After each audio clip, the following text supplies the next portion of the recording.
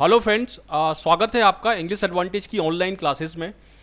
दोस्तों, इस वीडियो में मैं आपको कंफ्यूजिंग वर्ड पार्ट 2 के बारे में पूरा बताऊंगा। और ये कंफ्यूजिंग वर्ड्स हैं, ये सभी जगह बहुत ही इंपॉर्टेंट है सभी एग्जाम्स के लिए।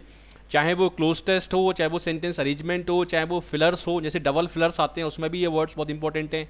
आरसी में भी, रीडिंग कॉम्प्रिहेंशन में भी ये वर्ड बहुत इंपॉर्टेंट हैं ताकि आप सही उसका उत्तर लगा सकें। तो बहुत ही इंपॉर्टेंट वीडियो ट्यूटोरियल है ये, और इसमें सारे इंपॉर्टेंट वर्ड जो एग्जाम ओरिएंटेड वर्ड्स हैं वो मैंने इंक्लूड किए हैं। तो इसको पूरा ध्यान से देखिए और शुरू से आखिरी तक सारे वर्ड्स को समझते हुए जाइए ताकि आपको इसको पूरा अच्छी तरह से समझ में आए और इनको आप अप्लाई कर सकें। तो चलिए शुरुआत करते हैं। देखिए, कन्फ्यूजिंग वर्ड नंबर 1 है, ये बहुत कन्फ्यूजिंग वर्ड है, अडेप्ट, अडॉप्ट एंड अडेप्ट। देखिए, इसमें ADEPT है, इसमें ADOPT है और इसमें ADAPT है। केवल एक लेटर का डिफरेंस है। देखिए, इसमें E है, इसमें O है और इसमें A है। ठीक है, तो इस अडेप्ट को जिसमें E है इसको आप कनेक्ट करके रखिए एक्सपर्ट से। देखिए, एक्सपर्ट में भी E होता है और इस वाले अडेप्ट में भी E है, तो इस अडेप्ट का मतलब हो गया एक्सपर्ट। ठीक है, आपको याद हो गया इस तरह से ये। अब अडेप्ट के जो सिनोनिम्स हैं, जो एक जैसे वर्ड है, वो आप आसानी से याद कर सकते हैं। जैसे स्किलफुल है या स्किल्ड है या प्रोफिशिएंट है। जो एक्सपर्ट होगा वही प्रोफिशिएंट होगा, जो एक्सपर्ट होगा वही स्किलफुल होगा, स्किल्ड होगा। ठीक है, तो इस ई को आप कंबाइन करके रखिए एक्सपर्ट से। तो इस एडेप्ट का मतलब है स्किल्ड, स्किलफुल, एड्रॉइट। देखिए, ये वर्ड कई बार आ चुका है एग्जाम्स में, मैंने इसमें बहुत सारे वर्ड्स इंक्लूड किए हैं जो कि एग्जाम में आते रहते हैं। एड्रॉइट, एड्रॉइट का मतलब भी स्किलफुल होता है। एड्रॉइट, प्रोफिशिएंट, एक्सपर्ट, प्रैक्टिस्ड मतलब जिसने काफ़ी प्रैक्टिस की है। क्लेबर, सेवी, जैसे हम बोलते हैं कंप्यूटर सेवी मतलब कंप्यूटर का अच्छा नॉलेज है। डेक्स्ट्रस, डेक्स्ट्रस का मतलब अगर शुद्ध हिंदी में देखा जाए तो इसका मतलब होता है होशियार। डेक्सटिरिटी का मतलब होता है होशियारी। ठीक है, तो इन दोनों वर्ड्स को भी बहुत अच्छे से ध्यान में रखिए आप। एड्रॉइट स्किलफुल और डेक्स्ट्रस। ठीक है, मास्टरफुल, एस, एस ये नॉर्मली खिलाड़ियों के लिए यूज होता है, प्लेयर्स के लिए यूज होता है।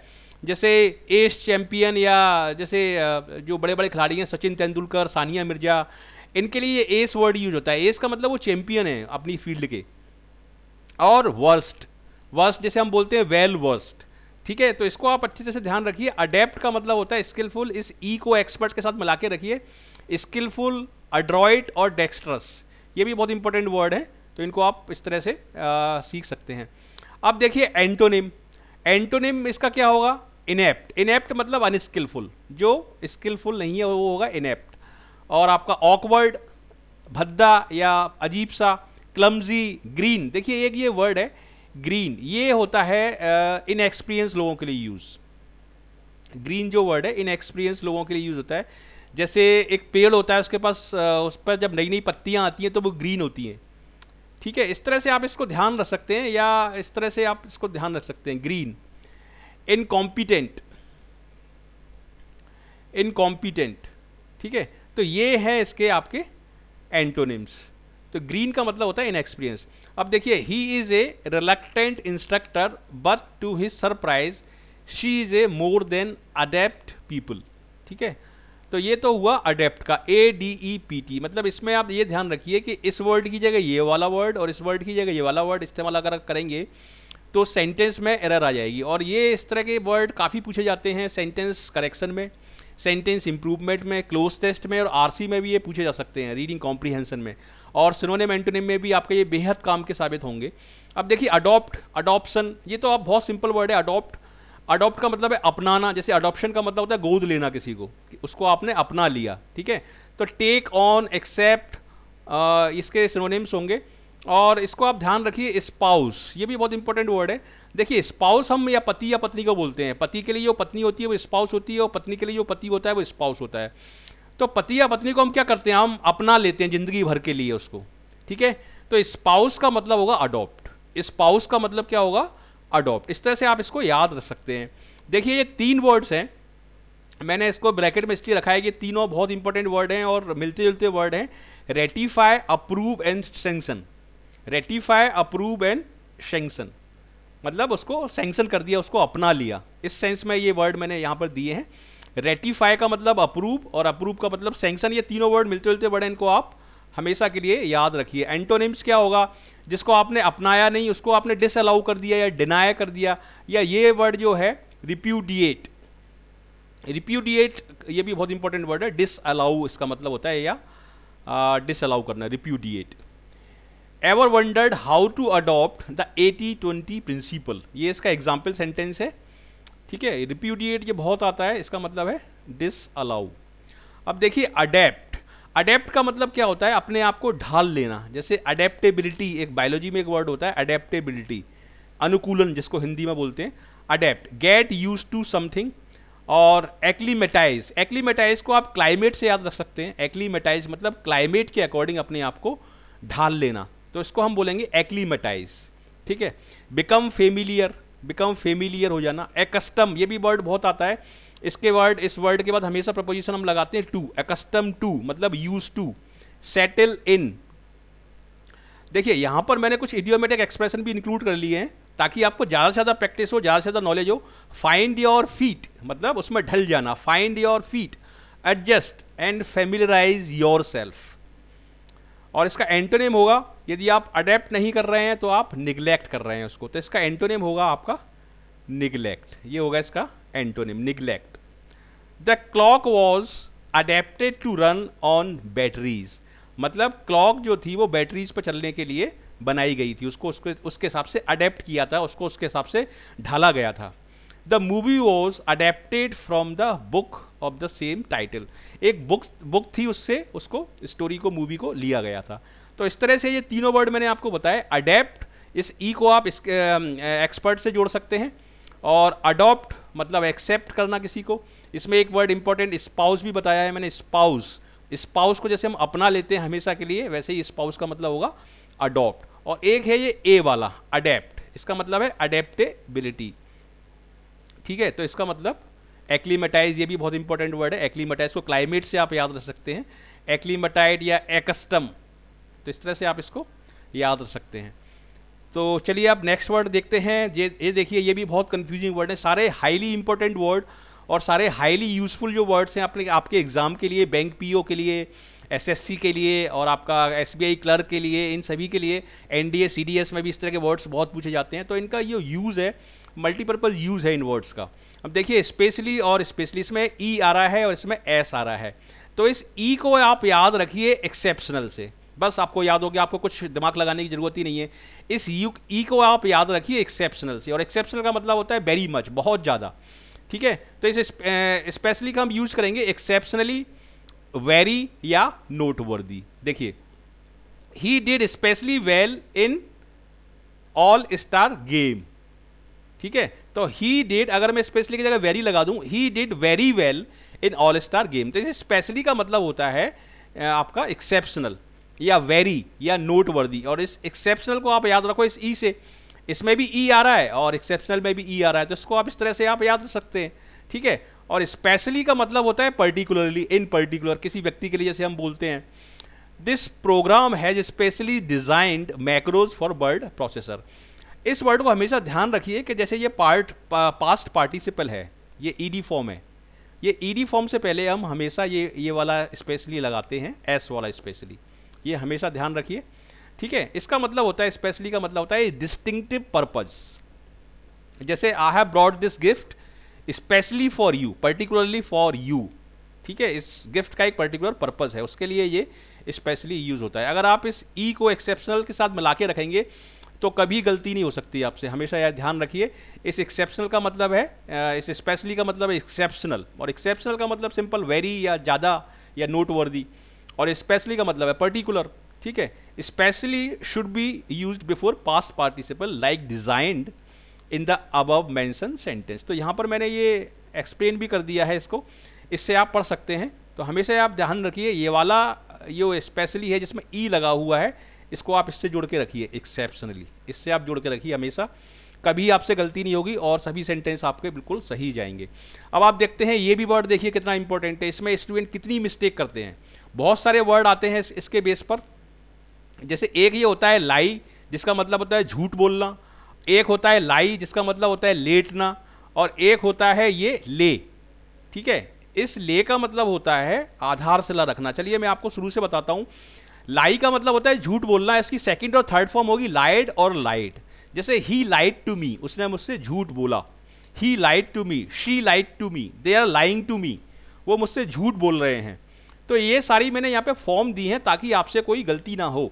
देखिए इसका ये डेफिनेशन देखिए, यहाँ पर ये डेफिनेशन दी है इसकी, a false statement made with deliberate intent to deceive, an intentional untruth, a falsehood.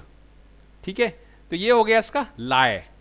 ठीक है, सिनोनिम्स देखिए इसके, प्रीवेरिकेशन, ये एक नया वर्ड आया है, बहुत इंपॉर्टेंट वर्ड है प्रीवेरिकेशन। इसको आप कैसे याद रखेंगे, इसको आप प्रीवेरिकेशन को याद रखिए फैब्रिकेशन से। फैब्रिकेट करते हैं मतलब जब हम मनगढ़ंत कहानियां बनाते हैं किसी सच को छुपाने के लिए या किसी को बेवकूफ़ बनाने के लिए, तो हम फैब्रिकेशन का सहारा लेते हैं, फैब्रिकेट करते हैं, एक स्टोरी बनाते हैं। ठीक है, तो फैब्रिकेशन को आप याद रखिए प्रीवेरिकेशन से। फैब्रिकेशन, प्रीवेरिकेशन, ये दोनों सिमिलर वर्ड है, इसलिए प्रीवेरिकेशन का मतलब होगा झूठ या फॉल्सिफिकेशन। एंटोनिम क्या होगा इसका, ट्रुथ इसका एंटोनिम होगा। ठीक है, एक होता है लेटना, उसकी क्या फॉर्म है, लाई, इसकी सेकंड फॉर्म है ले, लेन और लाइंग। ये इसकी सारी फॉर्म्स दी हुई है यहां पर। ठीक है, और एंटोनिम क्या होगा इसका, एंटोनिम होगा इसका स्टैंड। और एक ले का मतलब है they are laying the foundations, labourer are laying the foundation, आधारशिला रखना। तो इस सेंस में अगर यूज होगा तो इसकी सेकंड और थर्ड फॉर्म क्या होंगी, लेड और लेड। और मुर्गी जब अंडा देती है तो उसके सेंस में भी ये यही वाला वर्ड यूज होगा, ले, LAY। ठीक है, मुर्गी अंडे देने के सेंस में भी यही वाला वर्ड यूज होगा, हमेशा ध्यान रखिए। टू ले ब्रिक्स, टू ले फाउंडेशन।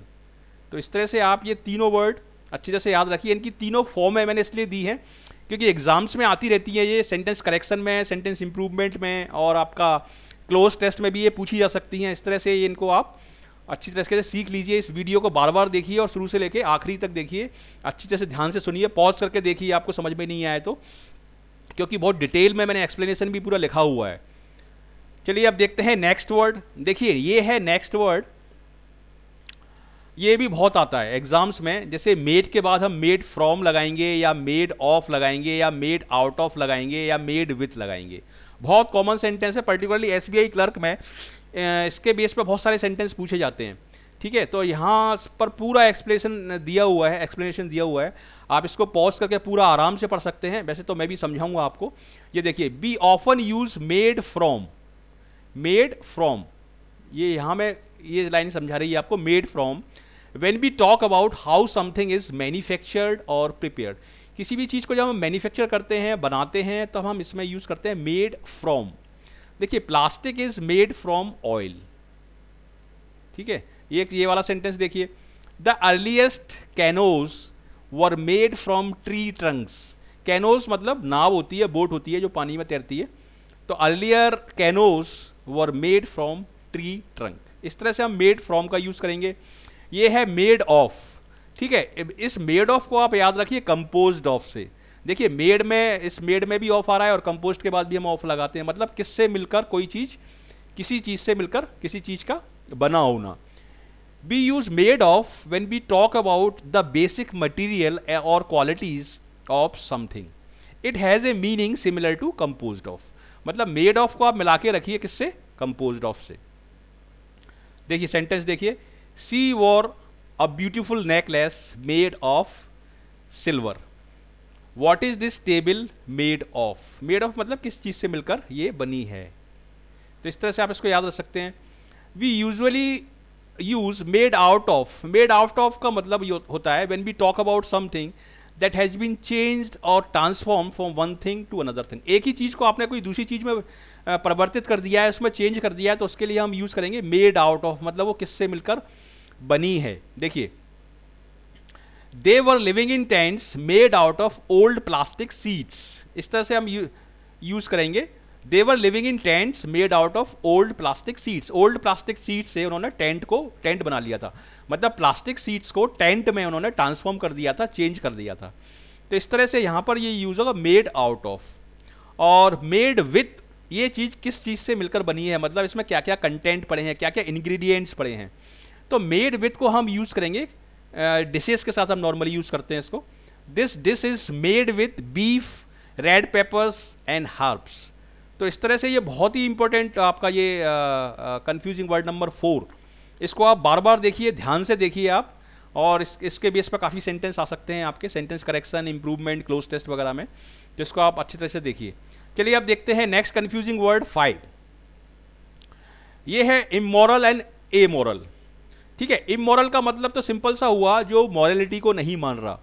ठीक है, जो आपके जो सेट रूल्स एंड रेगुलेशन है उसके अगेंस्ट वो काम कर रहा है, मोरलिटी के अगेंस्ट काम कर रहा है, नैतिकता के अगेंस्ट काम कर रहा है, तो वो तो हो गया इमोरल। और ए मॉरल का मतलब हो गया कि उस चीज का मोरलिटी से कोई रिलेशन ही नहीं है, that is not related with the morality. ठीक है, तो ये इसका सिंपल डेफिनेशन है। The adjective immoral means not adhering to moral principles. Moral जो प्रिंसिपल्स हैं उसके अगेंस्ट जाने को हम बोलेंगे immoral. Deliberately breaking the rules of right and wrong, उसको हम बोलेंगे इमोरल। देखिए ये एग्जाम्पल सेंटेंस देखिए, stop looking at Adam's answers, your conduct is immoral. आपका जो कॉन्डक्ट है वो इमोरल है, आपका वो सही नहीं है, अनैतिक है। The adjective amoral is very technical and quite rare. It means not related to morality, it pertains to the मतलब ये उससे संबंधित है। It pertains to the noun amorality. Amorality a state in which the concept of right and wrong is invalid. वहां पर right और wrong का कोई मतलब ही नहीं बन रहा। देखिए, deciding which sent you like best is an immoral decision, मतलब आप किस तरह का सेंट या परफ्यूम ले रहे हैं उसका मोरलिटी से कोई लेना देना नहीं है, तो इसलिए यहां पर ए मोरल वर्ड आएगा, इमोरल वर्ड नहीं आएगा।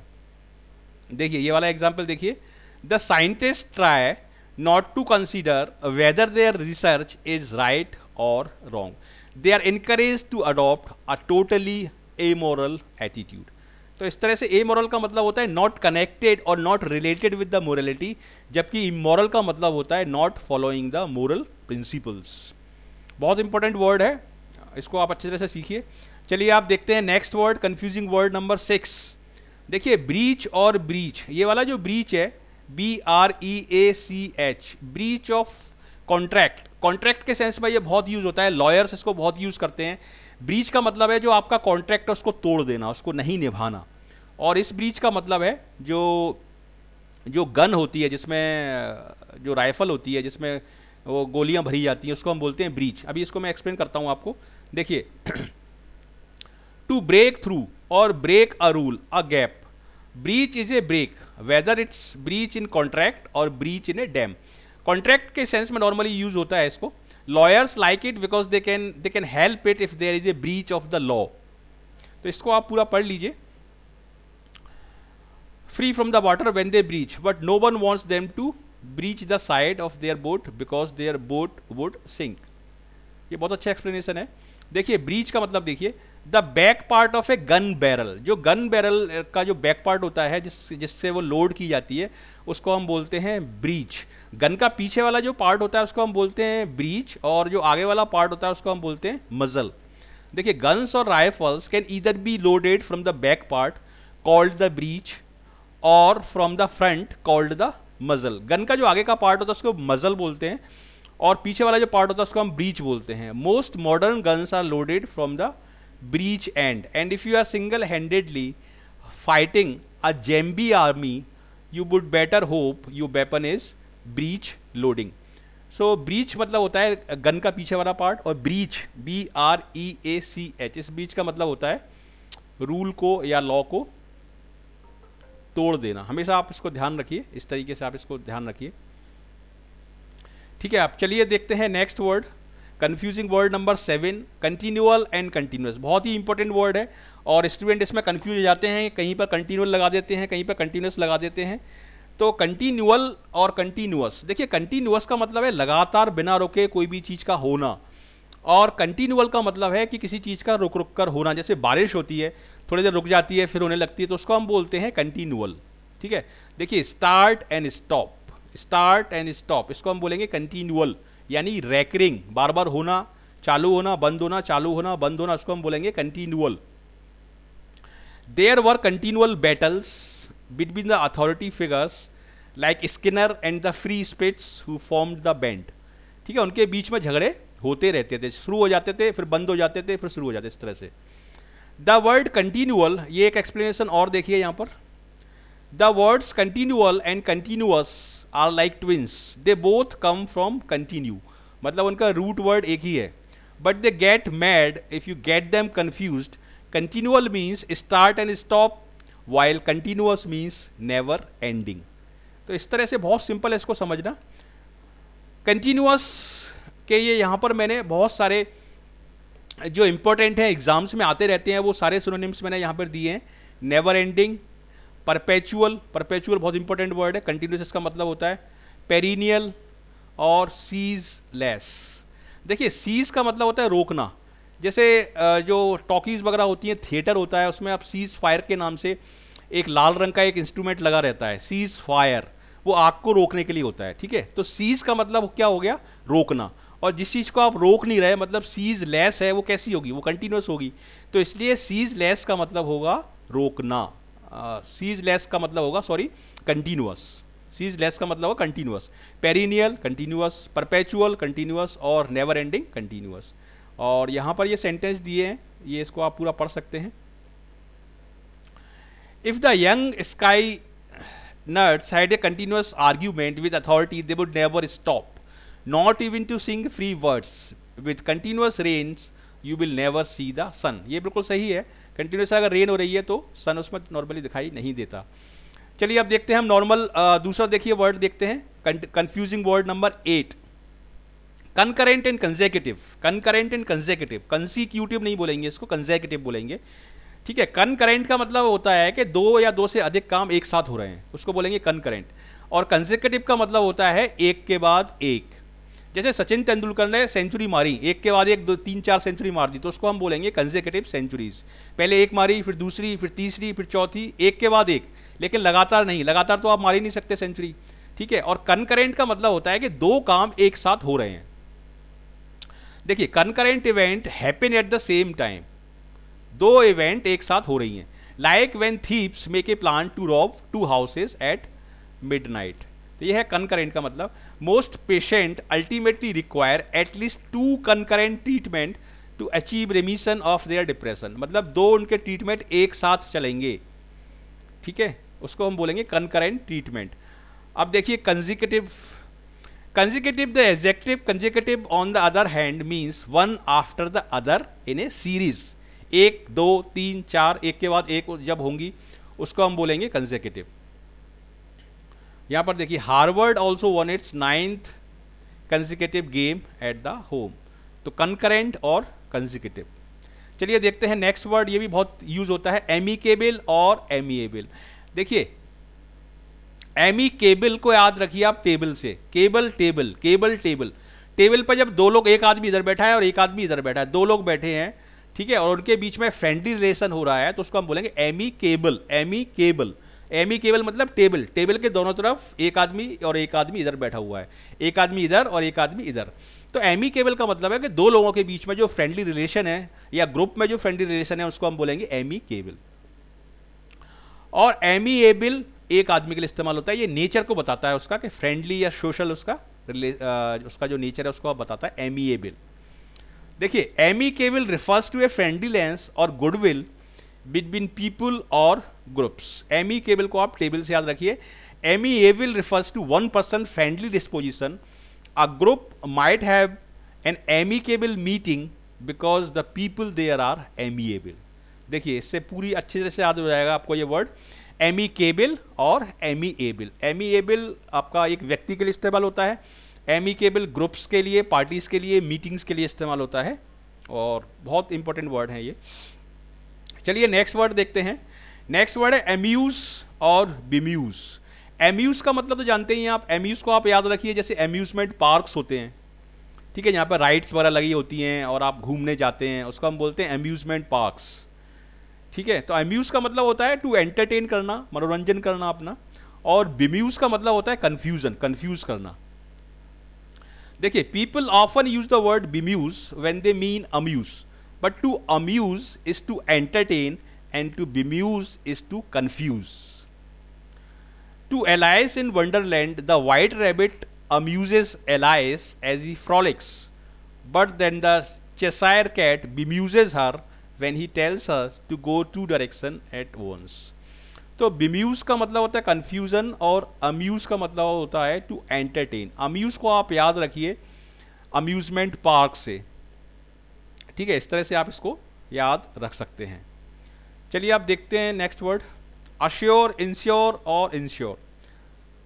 देखिए अश्योर का मतलब होता है, देखिए इंश्योर जैसे जैसे मैं बोलूं कि how can I ensure your salary, how can I ensure that you get your salary on time, मतलब मैं इस चीज़ को कैसे निश्चित कर सकता हूं कि आपकी सैलरी आपको टाइम पर मिले।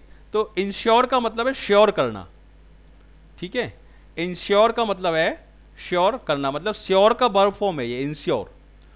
और अश्योर का मतलब है किसी को आश्वासन देना, किसी को बताना कि नहीं भाई ऐसा नहीं होगा। देखिए to assure is to tell someone everything is okay, आश्वासन देना, जैसे मिनिस्टर्स लोग आश्वासन देते हैं, एश्योरेंस देते हैं कि ठीक है आपका काम हो जाएगा, तो उसको हम बोलते हैं एश्योरेंस या अश्योर करना।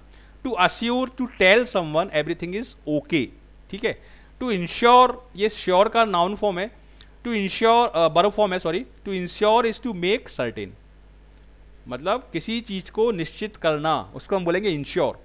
और ये वाला इंश्योर तो आपको पता ही होगा, इंश्योरेंस के लिए यूज होता है, जो बीमा होता है, जो हेल्थ इंश्योरेंस और लाइफ इंश्योरेंस जो हम लेते हैं उसके लिए इंश्योरेंस यूज होता है। इस इंश्योर का मतलब है निश्चित करना, और इसे अश्योर का मतलब है आश्वासन देना। To assure is to remove, यहाँ पर पूरा एक्सप्लेनेशन दिया हुआ है, ये आप पढ़ सकते हैं। I assure you I meant no harm, और यहाँ पर दिया है I need to insure my family. तो ये तीनों वर्ड्स का बहुत डिटेल में मैंने यहाँ एक्सप्लेनेशन दिया हुआ है, और इसको अच्छे तरह से ध्यान रखिए। एक वर्ड की जगह अगर आप दूसरा वर्ड यूज़ करेंगे तो वो सेंटेंस आपका गलत हो जाएगा। चलिए देखते हैं इम्प्लाई एंड इन्फर। देखिए इम्प्लाई का मतलब होता है कि मैं क्या कहना चाहता हूँ, मैं क्या सजेस्ट करना चाहता हूँ, ठीक है, मेरा मीनिंग क्या है। इम्प्लाई के लिए एक वर्ड होता है denote, I want to denote. और इन्फर के लिए दूसरा वर्ड है कंक्लूड। इन्फर का मतलब होता है कंक्लूजन निकालना, निष्कर्ष निकालना किसी चीज़ से, जैसे इन्फीरेंस बोलते हैं हम, इन्फीरेंस मतलब निष्कर्ष, और इम्प्लाई का मतलब सजेस्ट करना, ठीक है, बहुत इंपॉर्टेंट वर्ड है ये।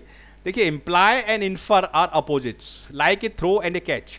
To imply is to hint at something, but to infer is to make an intelligent guess, ठीक है। हम गैस, हम इंटेलिजेंट गैस या अनुमान लगाएंगे तभी तो लगाएंगे जब हम निष्कर्ष निकाल पाएंगे। The speaker does the implying and the listener does the inferring. देखिए कितना अच्छा मैंने सेंटेंस यहाँ पर इंक्लूड किया है कि जो स्पीकर होता है वो इम्प्लाई करता है, मतलब वो किसी चीज़ को डिनोट या सजेस्ट करता है, और जो लिसनर जो सुन रहा होता है वो उसका निष्कर्ष निकालता है। तो the speaker does the implying and the listener does the inferring. देखिए imply means to express, to suggest or to show something without stating it directly. A friend's gruff manner would imply that she is in a foul mood. Sorry. तो इस तरह से ये use होता है। और infer का मतलब है निष्कर्ष निकालना। इसका जो सिनोनिम होगा इन्फर का वो होगा कंक्लूड। क्या होगा इसका सिनोनिम? कंक्लूड। इन्फर का सिनोनिम होगा कंक्लूड, यानी कंक्लूजन्स या इन्फीरेंस। और इम्प्लाई का मतलब होगा डिनोट, ठीक है। तो इस तरह से आप इसको हमेशा के लिए याद रख सकते हैं। अब देखिए एपीटैफ और एपीथेट। देखिए टैफ में पीएच लगा हुआ है यहाँ पर, और पीएच का मतलब होता है जैसे ग्राफ आप बोलते हैं, इसका मतलब होता है किसी जगह पर कोई चीज़ लिखना, ग्राफ से आप इसको याद रख सकते हैं। तो एपीटैफ का मतलब होता है किसी चीज़ पर कहीं पर कोई चीज़ लिखना। तो एपीटैफ यूज होता है नॉर्मली, जैसे जो आपका ग्रेप्स होती हैं उन पर कुछ खुदा हुआ रहता है, टॉम्ब स्टोन या ग्रेप्स पर जो उन पर कुछ खुदा हुआ रहता है, कोई बात खुदी हुई रहती है, उसको हम बोलते हैं एपीटैफ। टैफ को याद रखिए आप ग्राफ से, ग्राफ मतलब बनाना या लिखना, ठीक है। और एपीथेट ये होता है किसी व्यक्ति का निकनेम या शॉर्ट डिस्क्रिप्शन होता है, उसको हम बोलते हैं। देखिए epitaph is written on a tombstone. An epitaph is usually the word inscribed on the stone, but it can also be a memorial statement about someone who has died. Memorial statement भी हो सकता है किसी व्यक्ति के बारे में, ये उसका हम बोलते हैं एपीटैफ। और epithet, an epithet is a nickname और अ डिस्क्रिप्शन ऑफ समवन, ठीक है। The noun epithet is a descriptive nickname such as Richard, the lionhearted. देखिए रिचर्ड का एक नाम रख दिया है द लायन हार्टेड, और Tommy the terrible, Tommy the terrible उसका निकनेम रख दिया है उसको ऑफेंड करने के लिए या ऐसे अम्यूज करने के लिए। तो ये होता है एपीथेट और एपीटेफ। एपीटेफ को याद रखिए आप ग्राफ से, मतलब कहीं पर कोई चीज़ लिखी हुई है, और एपीथेट मतलब हो गया डिस्क्रिप्शन या निकनेम।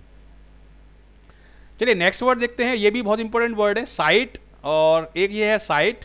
साइट का मतलब होता है मेंशन या किसी चीज़ को कहना, साइटेशन होता है। इस साइट का मतलब होता है कोई जगह, जैसे बिल्डिंग कंस्ट्रक्शन साइट होती है उसको हम बोलते हैं SITE साइट। इस साइट का मतलब होता है कुछ कहना।